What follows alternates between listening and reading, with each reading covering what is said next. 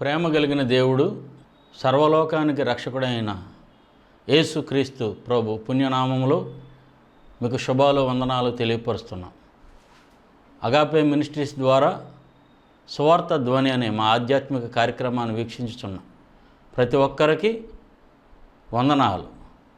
దేవుడు మిమ్మల్ని సమృద్ధిగా ఆశీర్వదించునుగాక. మార్కు సువార్త 16వ అధ్యాయం 15వ వచనం ప్రకారం, మరియు మీరు సర్వలోకమునకు వెళ్ళి సర్వ సృష్టికి సువార్తను ప్రకటించుడి అనే లేఖన ప్రభావాన్ని బట్టి ఈ సువార్త పరిచర్యని ప్రారంభించి చాలా కాలం నుంచి ముందుకి కొనసాగిస్తున్నాం. మరలా తిరిగి మీదటి నిలవడానికి దేవదేవుడు ఇచ్చినటువంటి గొప్ప కృపను బట్టి దేవాది దేవునికి స్తుతులు స్తోత్రాలు చెల్లిస్తున్నాం. దేవుని యొక్క వాక్యము ప్రకటించబడుతూ ఉండగా అనేకులు రక్షించబడాలి, అనేకుల జీవితాల్లో యేసుక్రీస్తు ప్రభువారు కొలువై ఆయన ఇష్టము ప్రతి ఒక్కరి జీవితాల్లో నెరవేర్చబడుతూ ఉండగా వారు ఆశీర్వించబడాలని మా ఆశ, మా అభిలాష. ముఖ్యంగా మీకు తెలియపరిచేటటువంటిది, మరి అగాపే ప్రార్థనా మందిరం మాంటిసోరీ స్కూల్ వీధి చివర, railway station road, bank colony, అక్కడ జరుగుతున్నటువంటి మా ఆరాధనలు ఉదయకాలం 11 గంటల నుంచి మధ్యాహ్నం 2 గంటల వరకు మిమ్మల్ని ప్రేమపూర్వకంగా ఆహ్వానిస్తున్నాం. మన మధ్యలో దైవజనులు కొల్లి ప్రసాద్ గారు ఉన్నారు. వారి దేవుని యొక్క వాక్యాన్ని మీతో పంచుకుంటారు. అందరికీ వందనాలు. మన ప్రభువును ప్రియరక్షకుడైన యేసుక్రీస్తు నామంలో మా సువార్త ధ్వని అనే కార్యక్రమాన్ని వీక్షిస్తున్న మీ అందరికీ కూడా ప్రభువు పేరట వందనాలు తెలియజేస్తూ ఉన్నాం. ఈరోజు దేవుని అంగీకరించిన మనందరికీ కూడా, క్రైస్తవ జనాంగముగా క్రీస్తు బిడ్డలుగా పిలువబడుతున్న మనందరికీ కూడా ఒక ఆశ, ఒక నిరీక్షణ. మరణించిన తర్వాత మనకి పరలోక రాజ్యం అనేది ఒకటి ఉన్నదని, ఆ పరలోక రాజ్యంలో మనందరం కూడా తండ్రితో సహవాసము చేస్తామని ఒక నిరీక్షణతో మన జీవితాన్ని కొనసాగిస్తూ ఉన్నాం.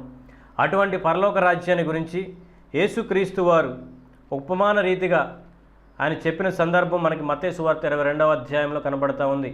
చూద్దామండి. మత్తయి సువార్త 22వ అధ్యాయం 2వ వచనం చూస్తే, పరలోక రాజ్యము తన కుమారునికి పెండ్లి విందు చేసిన ఒక రాజును పోలి ఉన్నది. ఆ పెండ్లి విందుకు పిలువబడిన వారిని రప్పించడానికి అతడు తన దాసులను పంపినప్పుడు వారు రానొల్లక పోయిరి. కాగా అతడు, ఇదిగో నా విందు సిద్ధపరిచున్నాను, ఎద్దులను క్రొవ్విన పశువులను వధింపబడినవి, అంతయు సిద్ధముగా ఉన్నది, పెండ్లి విందుకు రండని పిలువబడిన వారితో చెప్పుడని వేరే దాసులను పంపిన గాని వారు లక్ష్యము చేయక ఒకడు తన పొలమునకును మరి ఒకడు తన వర్తకమునకును వెళ్ళిరి. తక్కిన వారు అతని దాసులను పట్టుకుని అవమానపరిచి చంపిరి. ప్రియ సహోదరి సహోదరులారా, గమనించండి.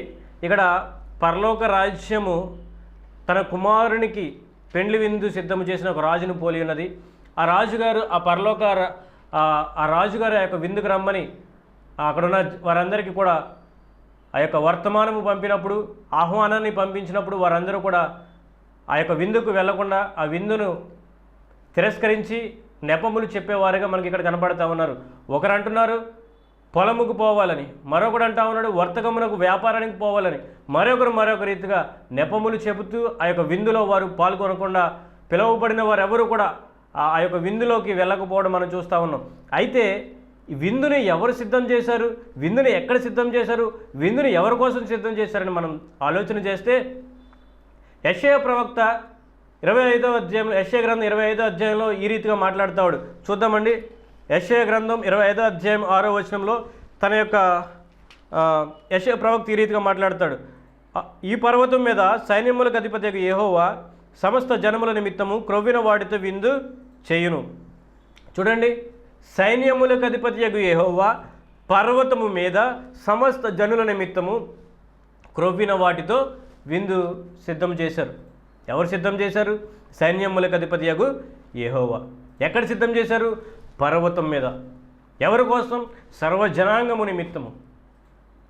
అవును ప్రియులారా, కపాల స్థలం అనబడి గొల్గొతా పర్వతం మీద యేసుక్రీస్తు వారిని సైన్యములకు అధిపతి యెహోవా తన కుమారుని బలిగా అర్పించి తన రక్తాన్ని చిందించి, నిరపరాధియు నిష్కలంకుడైన రక్తము చిందింపబడడం ద్వారా సమస్త జనాంగానికి ఆ రక్తము దగ్గరికి వస్తే, ఆ సిలువ దగ్గరికి వస్తే, ఆ కుమారుని దగ్గరికి వస్తే పరలోక రాజ్యాన్ని అనుగ్రహించడానికి ఆయన సిద్ధంగా ఉండి తన కుమారుని మన కొరకు అర్పించడం జరిగింది. అయితే ఈరోజు అనేక మంది ఆ యొక్క రక్షకుని అంగీకరించకుండా, క్రీస్తు శిలువను చేరకుండా, క్రీస్తు రక్తంలో కడగబడకుండా, ఇంకా సమయం ఉన్నదని, ఇంకా కొద్ది కాలము తర్వాత రక్షింపబడతామని రక్షణను స్వీకరించకుండా, క్రీస్తు శిలువ దగ్గరికి రాకుండా నెపములు చెప్పేవారుగా మనకు కనబడతా ఉన్నారు. ప్రియ సహోదరి సహోదరులారా, గమనించండి. ఈరోజు అనేక మంది క్రీస్తు దగ్గరకు వస్తూ ఉన్నారు, కానీ వారు రక్షింపబడిన జీవితాన్ని కొనసాగించట్లేదు. రక్షింపబడిన వారిగా వారు కనబడడం లేదు. చూడండి, మనం చదవబడిన వాక్యంలో పెండ్లి విందుకు వచ్చిన వారిలో అనేకులు, వారిలో కొందరికి పెండ్లి వస్త్రం లేకపోవడం ద్వారా రాజుగారు బయటికి పంపించేశారు. పెండ్లి విందుకు పెండ్లి వస్త్రం లేకపోవడం ద్వారా బయటకు పంపించారు, చీకటిలో గెంటి వేశారు. అంటే ఈ యొక్క మాటను మనం అర్థం చేసుకోగలిగితే, పెండ్లి విందుకు పెండ్లి వస్త్రం ఏ రీతిగా ప్రాముఖ్యంగా ఉందో, పరలోక రాజ్యానికి రక్షణ అనేది ప్రాముఖ్యమైనదిగా మనం గమనించాలి. రక్షింపబడకుంటే, రక్షణను స్వీకరించకుంటే, రక్షింపబడకుండా మనం నిత్యరాజ్యాన్ని, క్రీస్తుని చేరలేము. క్రీస్తుని అంగీకరిస్తేనే మనం రక్షింపబడిన వారిగా ఉంటాం. అపోస్తలుడైన పౌలు తన పత్రికలో రాస్తూ, రోమిలకు రాసిన పత్రికలో ఈ రీతిగా మాట్లాడతాడు. రోమిలకు రాసిన పత్రిక 10వ అధ్యాయం 9వ వచనాన్ని కనుక మనం చూసినట్లయితే, యేసు ప్రభువు అని నీ నోటితో ఒప్పుకొని దేవుడు మృతుల్లో నుండి ఆయనను లేపినని నీ హృదయమందు విశ్వసించిన యెడల నీవు రక్షింపబడెదవు. నువ్వు రక్షింపబడాలంటే యేసు ప్రభువు అని నీ నోటితో ఒప్పుకొని నీ హృదయమందు విశ్వసించాలి. ఆయన ఈ లోకానికి వచ్చి, మనుష్య కుమారునికి ఈ లోకంలోకి వచ్చి తన ప్రాణాన్ని పెట్టి సిలువలో రక్తాన్ని కార్చి మరణించి తిరిగి లేచారని మన హృదయంలో విశ్వసిస్తే మనం రక్షింపబడిన వారం. ప్రియ సహోదరి సహోదరులారా, కేవలము రక్షింపబడిన వారికి మాత్రమే పరలోక రాజ్యం. రక్షింపబడిన వారికి, దేవుని అంగీకరించిన వారికి, యేసుక్రీస్తు దగ్గరకు రాని వారికి ఎవరికి కూడా ఆ నిత్యరాజ్యంలో అవకాశం లేదు, నిత్యరాజ్యంలో ప్రవేశం లేదని మనం గమనించాలి. దేవుని కుమారులుగా ఉన్న మనందరం కూడా తండ్రి అయిన దేవుడు పరిశుద్ధుడు కనుక ఆ పరిశుద్ధ జనాంగముగా తన కుమారులు ఉండి, తన కుమారులైన వారు, తన బిడ్డలైన వారు పరిశుద్ధ జీవితాన్ని జీవించి తిరిగి తండ్రిని చేరాలని ఆయన ఆశపడ్డారు. పరిశుద్ధులుగా మనం కనపడాలని సమాజానికి ఆయన ఎంతో ప్రేమగా మనల్ని ఏర్పరచుకుంటే, మనము దేవుని యొక్క ఆజ్ఞలను, దేవుని యొక్క మాటలను వినకుండా త్రోసివేసి, దేవునికి లోబడకుండా ఆజ్ఞను అతిక్రమించి, దేవునికి విరుద్ధంగా, ధర్మశాస్త్రానికి విరుద్ధంగా మన క్రియలను జరిగించి దేవుని దగ్గర నుండి గెంటివేయబడ్డాం. దేవుడు ఎంతో ఆశగా మనల్ని చేసుకున్నారు. ఆయన ఎంతో ఆశగా మనల్ని సృజించుకుని ఈ లోకాన్ని స్వతంత్రించుకోవాలని, ఈ లోకాన్ని తన బిడ్డలైన వారు స్వతంత్రించుకోని పరిశుద్ధతను, తన యొక్క జీవితాన్ని, క్రీస్తు జీవితాన్ని ఈ లోకంలో ప్రతిబింబించాలని తన బిడ్డల ద్వారా ఆశిస్తే, మనము ధర్మశాస్త్రాన్ని, దేవుని మాటలను లక్ష్యము చేయక ఈ దేవుని దగ్గర నుండి గెంటివేయబడ్డాం. అయితే దేవుడు ప్రేమ స్వరూపి కనుక తన బిడ్డలైన వారు ఆ నరకంలో, నిత్య నరకాగ్నిలో పడడం ఆయనకి ఇష్టం లేదు కనుక గెంటివేసిన మనల్ని తిరిగి దగ్గరగా చేర్చుకోవడానికి, గెంటివేసిన మనల్ని తిరిగి తన కుమారులుగా స్వీకరించడానికి దేవుని కుమారుని ఈ లోకంలోకి పంపించారు. తన సొంత కుమారుని, తన పక్కనే ఉన్న ఆ యొక్క కుమారుని పంపించి, ఆ కుమారుని రక్తము చిందింపబడడం ద్వారా, నిరపరాధి నిష్కలంకుడైన రక్తము చిందింపబడడం ద్వారా, ఆ రక్తము ద్వారా మన పాపాన్ని కడిగి తిరిగి పరిశుద్ధులుగా చేయాలని ఆయన ఆశపడ్డారు. అబ్రహాము సంతానముగా పిలువబడిన మనము, అబ్రహాము బిడలుగా ఉన్న మనందరం కూడా కేవలము అబ్రహాము గారికి ఇచ్చిన వాగ్దానము ద్వారా మరలా దేవుడు మనల్ని దగ్గరగా చేసుకోవడానికి తన కుమారుని పంపించారు. ఈరోజు మనం ఎవరం కూడా ధర్మశాస్త్రానుసారంగా నీతిమంతులము కాబడలేదు, ధర్మశాస్త్రానుసారంగా దేవుని కుమారులుగా స్వీకరింపబడలేదు, ధర్మశాస్త్రానుసారంగా మనం గెంటివేయబడ్డాం, త్రోసివేయబడ్డాం. కానీ మన పితరుడైన అబ్రహాముకి ఇచ్చిన వాగ్దానము ద్వారా యేసుక్రీస్తు వారిని ఈ లోకంలోకి పంపి తన ప్రాణాన్ని పెట్టి తన రక్తాన్ని కాచి ఆ రక్తంలో కడగబడి ఆయన యందు విశ్వసించిన వారికి మాత్రమే నిత్య రాజ్యాన్ని అనుగ్రహించడానికి ఆయన తన కుమారుని పంపించినప్పుడు ఇంకా మనము లక్ష్యము చేయకుండా, ఇంకా తన కుమారుని మనం విశ్వసించకుండా, ఆ రక్తంలో కడగబడకుండా పాపపు జీవితాన్ని మనం జీవిస్తూ ఉన్నాం. అది ఎంత మాత్రం కూడా సరైనది కానే కాదు ప్రియులారా. ఆది నుండి, అనాది ప్రణాళిక నుండి ఆయన తన బిడ్డలుగా మనల్ని చేసుకుని, మనల్ని పరిశుద్ధులుగా తన బిడ్డలుగా ఈ లోకంలో చూడాలని ఆశపడతా ఉంటే ప్రతి క్షణము కూడా మనం ఆయన ఆలోచనలను మనం త్రోసివేస్తూ ఉన్నాం. ఆయన యొక్క ఆశను మనం త్రోసివేస్తూ ఉన్నాం. ఆయన కోరికను మనం తృణీకరిస్తూ ఉన్నాం. పరిశుద్ధులుగా జీవించలేకపోతా ఉన్నాం. ప్రియ సహోదరి సహోదరులారా, ఈ లోకంలో ఉంటున్నాం మనం, ఈ లోకంలో జీవిస్తున్నాం మనం, ఈ లోక సంచారంలో ఉన్న మనం పరిశుద్ధులుగా జీవించలేమేమో అని తన కుమారుణ్ణే పంపి ఏ రీతిగా జీవించాలో తన కుమారుణ్ణి మన లోకంలో మనిషిగా, మానవ కుమారునిగా ఈ లోకంలోకి వచ్చి అతడు 33.5 సంవత్సరములు ఈ లోకంలో జీవించి పరిశుద్ధునిగా వచ్చిన ఆయన మరలా తిరిగి పరిశుద్ధునిగా తన యొక్క జీవితాన్ని ముగించారు. పాపరహితుడిగా వచ్చిన ఆయన నీ కోసం నా కోసం పాపము అతనిపై వేసుకుని పరిశుద్ధుడు పాపాత్ముడిగా అయ్యి సిలువలో మరణాన్ని పొందారు. ఆయన జీవించిన జీవిత కాలం అంతా కూడా తన తండ్రి ఆదేశించిన రీతిగా, తన తండ్రి చెప్పిన రీతిగా పరిశుద్ధతను కొనసాగించి పరిశుద్ధ జీవితాన్ని మనకి మాదిరిగా చూపించి తన అడుగు జాడలను విడిచి ఆయన మరలా తిరిగి తండ్రి దగ్గరికి చేరారు. కనుక పరిశుద్ధంగా ఉండడానికి మనం ప్రయత్నం చేద్దాం. పరిశుద్ధంగా జీవితాన్ని కొనసాగించడానికి క్రీస్తు వదిలి వెళ్ళిన అడుగు జాడలను మనం పట్టుకుని ఆ అడుగు జాడలలో మనం కొనసాగించడానికి మనం ప్రయత్నం చేద్దాం. పరిశుద్ధత అంటే ఏంటండి? కేవలం పాపాన్ని విడిచిపెట్టడం. పాపాన్ని విడిచిపెట్టడం ద్వారా మనము పరిశుద్ధులుగా తీర్చబడతాం. ఆ పరిశుద్ధులుగా తీర్చబడాలనే, పాపాన్ని విడిచిపెట్టాలనే కదా మనము క్రీస్తుని అంగీకరించి బాప్తీసము ద్వారా ఆయన దగ్గరికి వచ్చాం. ఈరోజు బాప్తీసం తీసుకోవడం ద్వారా క్రీస్తుని రక్షకునిగా మనం అంగీకరించామే. బాప్తీసం తీసుకోవడం ద్వారా క్రీస్తుని రక్షకునిగా మనం స్వీకరించి మన జీవితాన్ని కొనసాగిస్తూ ఉన్నామే. అయితే బాప్తీసము తీసుకున్న మనము, క్రీస్తుని అంగీకరించిన మనము, రక్షకుని స్వీకరించిన మనము ఆ పాప జీవితాన్ని మరలా మన జీవితాల్లో కొనసాగించకూడదు. పాపము విషయంలో మరణించిన వారమైతిమి, ఆత్మ విషయంలో మరల తిరిగి జన్మించితిమి. ఎప్పుడు? బాప్తీసము ద్వారా. బాప్తీసం ఎప్పుడైతే తీసుకున్నామో అప్పుడు మనం పాపం విషయంలో మరణించాం, తిరిగి ఆత్మ మూలంగా జన్మించాం. మరణించిన మన పాప జీవితం, మరణించిన మన పాత జీవితం, మరణించిన మన రోత జీవితం మరలా మన జీవితాల్లో కనపడకూడదు. మరణించిన వారు మరలా మనకు కనబడతారండి? ఆలోచన చేయండి. ఒక వ్యక్తి చనిపోయిన తర్వాత మరలా మనకు ఎదురుగా వచ్చి కనబడతాడా? చనిపోయిన వ్యక్తిని మనం చూడగలుగుతామా? చనిపోయిన వ్యక్తితో మనం మాట్లాడగలుగుతామా? లేదే, ఎంత మాత్రము లేనే లేదు. మరి ఎలాగా? చనిపోయిన వాడు ఎక్కడ కనబడతాడంటే ఆ గోడ మీద ఫోటోకి కనబడతాడు మనకి, అవునా కదా? గోడ మీద ఫోటోకి దండ వేయడానికి తప్ప మరి ఇప్పుడు కనపడ్డు. మరి పాప విషయంలో మరణించామని బాప్తిసం తీసుకుని క్రీస్తుని అంగీకరించామని పరిశుద్ధులు మేము పాప స్వభావం మాలో లేదు, మా దేవుడు పరిశుద్ధుడు కనుక, నా తండ్రి పరిశుద్ధుడు కనుక నేను పరిశుద్ధుడిని, ఆయన నా కొరకు శిలువలో మరణించి ప్రాణం పెట్టి రక్తాన్ని కార్చారు అని విశ్వసించి బాప్తిసం తీసుకున్నామే. మరి బాప్తిసం తీసుకున్న మనము ఆ పాప జీవితం మన జీవితంలో ఎందుకు కనపడాలి? పాప విషయంలో మనం మరణించిన వారం ఉన్నాం కదా, ఆ మరణించిన పాప జీవితం మన జీవితాల్లో కనపడనివ్వకూడదు. పరిశుద్ధులు మనం. ఎఫెసీయులకు రాసిన పత్రికలో ఆయన మాట్లాడతాడు. ఎఫెసీయులకు రాసిన పత్రికలో 1వ అధ్యాయం చూసినట్లయితే, నేను పరిశుద్ధుడును కనుక మీరును పరిశుద్ధులై ఉండుడి. చూడండి 1వ అధ్యాయం 4వ వచనం చూస్తే 5వ వచనంలో ఆయన అంటాడు, మనము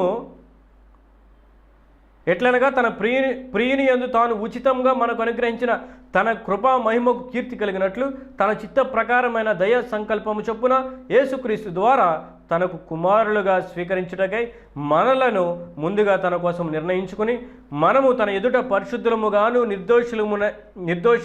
నిర్దోషులమునై ఉండవలనని జగత్ పునాది వేయబడక మునిపే ప్రేమ చేత ఆయన క్రీస్తును మనలను ఏర్పరచుకుని. చూడండి ప్రియులరా, జగత్ పునాది వేయబడక మునిపే ఆయన ప్రేమతో క్రీస్తు ద్వారా తిరిగి మనల్ని కుమారులుగా స్వీకరించారు.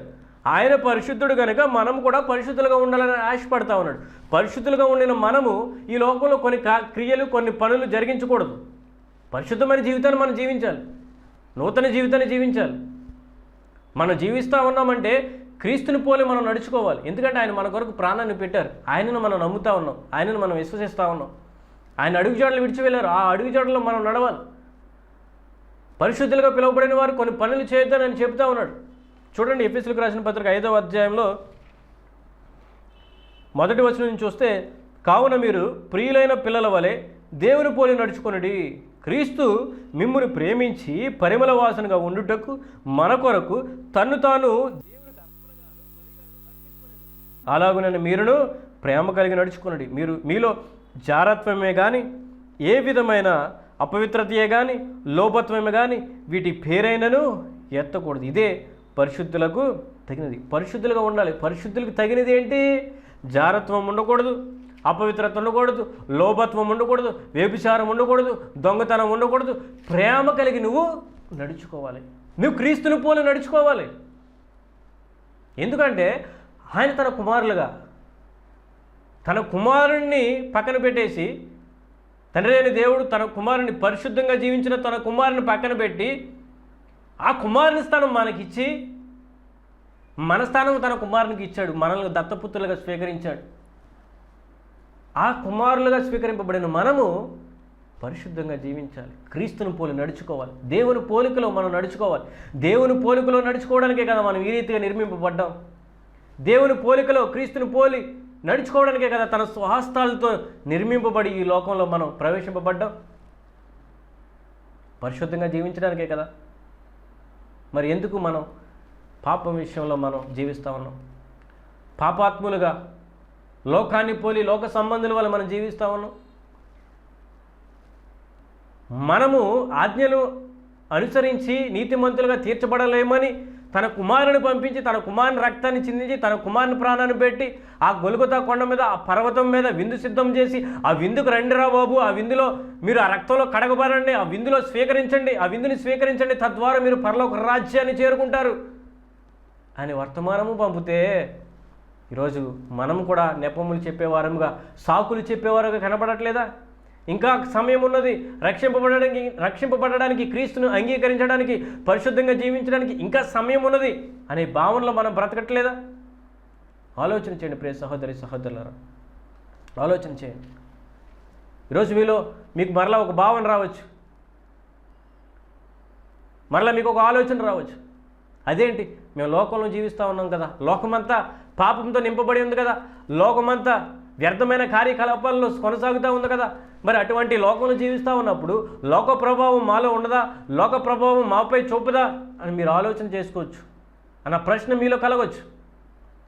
అయితే నువ్వు లోకంలో జీవిస్తున్నప్పటికీ లోక ప్రభావం ఎంత మాత్రం కూడా నీపై పని చేయకూడదు. లోకాన్ని జయించిన వాడిగా లోకంలో నుండి ప్రత్యేకింపబడినగా ఉండాలి. కారణం ఏంటంటే నీవు సిలువ రక్తంలో కడగబడ్డావు, బాప్తీసము ద్వారా రక్షణ తీసుకున్నావు, క్రీస్తుని అంగీకరించావు కనుక క్రీస్తును పోలి నడుచుకోవాలి, లోకం నుండి ప్రత్యేకింపబడాలి. మీకు ఒక ఉదాహరణ చెప్పాలని ఆశపడతా ఉన్నా. మీ అందరికీ కూడా కుమ్మరి పురుగు తెలిసి ఉంటుంది. కుమ్మరి పురుగుని గురించి మీరు వినుంటారు. కుమ్మరి పురుగు ఎక్కడ ఉంటుందండి? మట్టిలో ఉంటుంది. ఎక్కడ ఉంటుంది? కుమ్మరి పురుగు మట్టిలో ఉంటుంది. కానీ కుమ్మరి పురుగు ఆ మట్టిలో నుండి బయటకు వచ్చేటప్పుడు దాని మీద ఏమాత్రం కూడా మట్టి ఉండదు. గమనించండి, కుమ్మరి పురుగు ఆ మట్టిలో ఉంటుంది, మట్టిలో జీవిస్తుంది, మట్టిలో బతుకుతుంది. అది బయటకు వచ్చినప్పటికీ దాని మీద మట్టి అనేది కనపడదు. తామర పువ్వుని మీరు గమనించండి. తామర పువ్వు ఎక్కడ కనపడుతుంది? మీకు చెరువులో ఉంటుంది, చెరువులో నీటిలో ఉంటుంది. కానీ ఆ నీరు చుక్క ఆ ఆకు మీద వేసినప్పుడు జారిపోతుంది తప్ప ఆ ఆకు మీద నీరు నిలబడదు. నువ్వు లోకంలో ఉండొచ్చు, లోకంలో జీవితాన్ని కొనసాగించవచ్చు, లోకంతో సంచారం చేస్తున్న వాడివై ఉండొచ్చు, కానీ లోక ప్రభావం నీ మీద ఎట్టు పరిస్థితుల్లో చేయకూడదు. లోక ప్రభావం నీపై ఉండకూడదు. లోకానుసారంగా నీ ఆలోచనలు, నీ తలంపులు ఉండకూడదు. కారణం ఏంటంటే మనము రక్షింపబడిన వారము, మనము క్రీస్తు బిడ్డలము, క్రీస్తుని పోలి నడుచుకోవాలి. సరైన మార్గం ఏదో నీకు తెలియాలి. సరైన మార్గం ఏదో నువ్వు పరిశోధించి కనుగొంటే నీకు దేవుడే నీకు సరైన మార్గాన్ని, ఈ లోకాన్ని జయించే మార్గాన్ని, క్రీస్తుని పోలి నడుచుకునే ఆ బాధ్యతను ఆ పరలోక రాజ్యపు విందులో పాలిభాగస్తుల ఈ కృపను ఆయనే అనుగ్రహిస్తాడు. వెతకండి. ఈ లోక జ్ఞానం కదా, ఈ లోక జ్ఞానం వెర్రితనము, ఈ లోక జ్ఞానము చెడ్డది. దేవుని జ్ఞానాన్ని వెతకండి. సామెతల గ్రంథం 2వ అధ్యాయంలో మనకు కనబడుతుంది. యెహోవా యందు భయభక్తులు కలిగి ఉండుట ఎట్టితో నీవు గ్రహించదవు. చూడండి, సామెతల గ్రంథం 2వ అధ్యాయం 5వ వచనం. యెహోవా యందు భయభక్తులు కలిగి ఉండుట ఎట్టుదో నీవు గ్రహించదవు, దేవుని గుర్చిన విజ్ఞానము నీకు లభించును. యెహోవాయే జ్ఞానమిచ్చువాడు, తెలివియు వివేచన ఆయన నోట నుండి వచ్చును. స్పష్టంగా మనకు వాక్యం తెలియజేస్తూ ఉంది. యెహోవా యందు భయభక్తులు కలిగి ఉండాలి. యెహోవాయే జ్ఞానం ఇచ్చేవాడు, తెలివి వివేచన ఆయన నోటి నుండి వస్తాయి. ఏ మార్గంలో నడవాలో, ఏ మార్గంలో నడవకూడదో, ఏది మంచిదో, ఏది చెడ్డదో, ఎలా లోకాన్ని జయించాలో, ఎలా తండ్రిని చేరాలో, ఎలా క్రీస్తుని పోలి నడుచుకోవాలో మనకి స్పష్టంగా కనబడుతూ ఉంటుంది. కనుక వెండిని వెతికినట్లు దాన్ని వెతకండి అంటాడు సామెతల గ్రంథంలోనే. అదే అధ్యాయంలో మీకు చూసినట్లయితే పైన 4వ వచనంలో, వెండిని వెతికినట్లు దాన్ని వెతికిన ఎడల, దాచబడిన ధనమును వెతికినట్లు దాన్ని వెతికిన ఎడల మీకు దొరుకుతుంది. తెలివికై మొరపెట్టండి, వివేచనకై మనవి చేయండి. ప్రియ సహోదరి సహోదరులారా, సరైన మార్గము కొరకు మీరు దేవుని మొరపెట్టాలి. దేవుని తెలివి, దేవుని యొక్క వివేచనను మీరు అడగాలి. ఆయన యందు భయభక్తులు కలిగి ఉండాలి. వెండిని వెతికినట్లు, దాచబడిన ధనమును వెతికినట్లు మీరు దేవుని యొక్క జ్ఞానాన్ని వెతకాలి. దేవుని యొక్క జ్ఞానము ఈ లోకాన్ని జయించడానికి, ఈ లోకాన్ని జయించి క్రీస్తుని పోలి నడుచుకోవడానికి, ఆ పరలోక రాజ్యంలో చేరడానికి మనకు ఎంతోగానో ఉపయోగపడతాయి. ఆ రోజు విందు సిద్ధం చేసి అనేకులను పిలవనంపారు, కానీ వారందరూ కూడా నెపములు చెబుతూ ఆ విందుకు రానలేకపోయారు. వచ్చిన వారిలో రాజుగారు చూసినప్పుడు కొంతమందికి పెండ్లి వస్త్రము లేదు, తద్వారా వారు గెంటి వేయబడ్డారు. ఈరోజు అనేక మంది క్రీస్తు దగ్గరికి రాలేకపోయి ఉన్నారు, ఇంకా క్రీస్తుని ఎరగక ఉన్నారు. వచ్చిన వారిలో అనేకులు రక్షింపబడక జీవితాన్ని కొనసాగిస్తూ ఉన్నారు. కనుక వచ్చిన వారు రక్షింపబడదాం, రాని వారు ఇంకెంతమంది అయితే ఉన్నారో వారందరూ కూడా దేవుని దగ్గరికి వద్దాం. విందు సిద్ధం చేసి ఉన్నది. కలవరి కొండ మీద క్రీస్తు బలిగా అర్పణగా వధింపబడి క్రొవ్విన వాటితో విందు సిద్ధం చేశారంటున్నారు. క్రొవ్విన వాటితో అంటే ఒక మాట నాకు జ్ఞాపకం వస్తూ ఉంది. దావీదు గారు అంటారు కదా, దేవుని వాక్యాన్ని జ్ఞానిస్తూ ఉంటే నాకు క్రొవ్విన మెదడు దొరికినట్టు ఉంటుంది. క్రొవ్విన మెదడు దొరికినట్టు దేవుని వాక్యాన్ని జ్ఞానిస్తూ ఉంటే. యోహాను సువార్తలో ఉంటుంది, ఆది యందు వాక్యం ఉండెను, వాక్యము దేవుని యొద్ద ఉండెను, ఆ వాక్యమే దేవుడై కృపా సత్య సంపూర్ణుడుగా మన మధ్య నివసించాను. ఆ వాక్యాన్ని స్వీకరిస్తే మనకి శక్తి కలుగుతుంది అని అక్కడ ఉంటుంది. అవును ప్రియులారా, దేవుని వాక్యాన్ని స్వీకరిస్తే, దేవుని వాక్యాన్ని ధ్యానిస్తే క్రొవ్విన మెదడు దొరికినట్లుగా నీకు సంతృప్తి కలుగుతుంది. దేవుడు నీకు శక్తిని అనుగ్రహిస్తాడు. పరలోక రాజ్యము సమీపంగా ఉందో కనుక మన యొక్క మార్గాలను మనం తెలుసుకోవాలి. యోహాను భక్తుడు అంటాడు, బాప్తిస్మిచ్చి యోహాను అంటాడు, పరలోక రాజ్యము సమీపించి ఉన్నది కనుక మీరు మీ యొక్క మార్గాలను సరళము చేసుకోండి. ప్రియ సహోదరి సహోదరులారా, పరిచయులలో ఒకలైన నికోదేము రాత్రికాలమందు దేవుని దగ్గరకు వచ్చి, బోధకుడా నీవు బోధకుడు అని మేము ఎరిగి ఉన్నాం, అయితే మేము ఏం చేయాలంటే యేసుక్రీస్తు వారు, స్వయంగా యేసుక్రీస్తు వారు చెప్పిన మాట, ఒకడు క్రొత్తగా జన్మించితేనే కానీ తండ్రిని చేరలేడు. ప్రియ సహోదరి సహోదరులారా, ఈరోజు బాప్తిసం విషయంలో మనం క్రొత్తగా జన్మించాం. పాపం విషయంలో మరణించి ఆత్మ విషయంలో నూతనంగా జన్మించిన వారముగా ఉన్నాం. క్రీస్తుని రక్షకునిగా స్వీకరించి మన నోటితో మనల్ని ఒప్పుకొని ఆయన మన కొరకే శిలువలో ప్రాణం పెట్టి రక్తాన్ని కాచి మరణించి తిరిగి లేచి ఉన్నారని మనం నమ్ముతూ ఉన్నాం, మనం విశ్వసిస్తూ ఉన్నాం, మనం ఒప్పుకుంటా ఉన్నాం. బాప్తిసం తీసుకున్న మనం, ఆయనను స్వీకరించిన మనం, ఆయన అంగీకరించిన మనం పరిశుద్ధంగా జీవిద్దాం, పాపాన్ని విడిచిపెడదాం. పాపం విషయంలో మరణించిన మనం మరలా తిరిగి ఆ పాప జీవితాన్ని కొనసాగించొద్దు. నూతన జీవితాన్ని, భక్తి జీవితాన్ని, యథార్థమైన జీవితాన్ని, క్రీస్తుని పోలి నడుచుకునే వారంగా మనం ఉందాం. పరిశుద్ధులకు తగని కార్యకలాపాలను మనం విడిచిపెడదాం, పరిశుద్ధంగా జీవిద్దాం, పరిశుద్ధతను కాపాడుకుందాం. ఆజ్ఞ మూలముగా, ధర్మశాస్త్రం మూలంగా మనం నీతిమంతులను కాపాడలేము, కానీ క్రీస్తుని అంగీకరించడం ద్వారా మనం దత్తపుత్రులుగా స్వీకరించబడతాం కనుక, మన పితరుడైన అబ్రహాంకి ఇచ్చిన వాగ్దానం ద్వారా మనం రక్షింపబడతా ఉన్నాం కనుక, సిలువలో రక్తం ప్రవహిస్తూ ఉంది.